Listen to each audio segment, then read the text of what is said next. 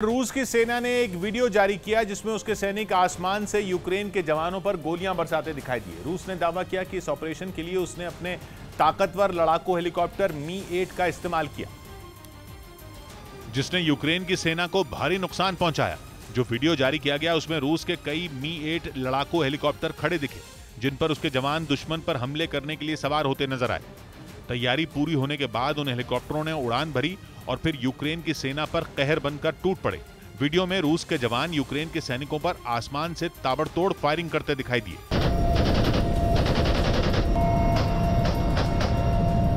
रूस का दावा है कि इस ऑपरेशन में यूक्रेन की सेना को भारी नुकसान पहुंचा, जिसमें यूक्रेन के कई सैनिकों की मौत हो गई।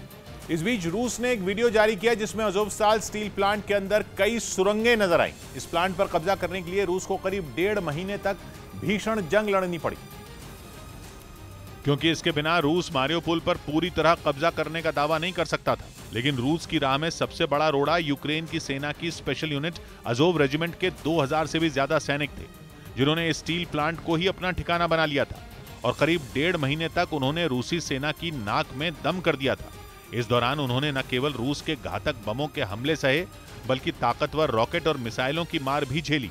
यही नहीं, खबर तो यह भी सामने आई थी कि अज़ोवस्ताल स्टील प्लांट में छिपे सैनिकों के पास खाने पीने की चीजें भी खत्म होने की कगार पर थी, लेकिन फिर भी उनका हौसला पस्त नहीं हुआ था और उन्होंने पुतिन के सैनिकों के जोरदार हमलों का डटकर मुकाबला किया था। अज़ोव रेजिमेंट के सैनिकों को न केवल रूसी सेना से खतरा था, बल्कि पुतिन के सबसे वफादार चेचन कमांडर रमजान कादिरव के लड़ाके भी उनके खून के प्यासे थे, जिन्होंने लगातार बमबारी कर इस स्टील प्लांट को खंडहर में तब्दील कर दिया था।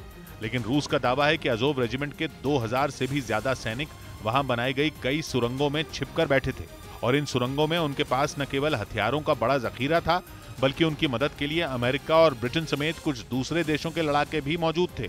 Украинских националистов находились военнослужащие не только ВСУ, но и иностранцы, имеющие। और दावा है कि उन्हीं के दम पर यूक्रेन की सेना इतने दिनों तक अज़ोवस्ताल स्टील प्लांट को बचाकर रख पाई थी। लेकिन रूस के सैनिकों ने भी हार नहीं मानी और तब तक हमला जारी रखा था जब तक यूक्रेन की सेना ने उनके सामने घुटने नहीं टेक दिए।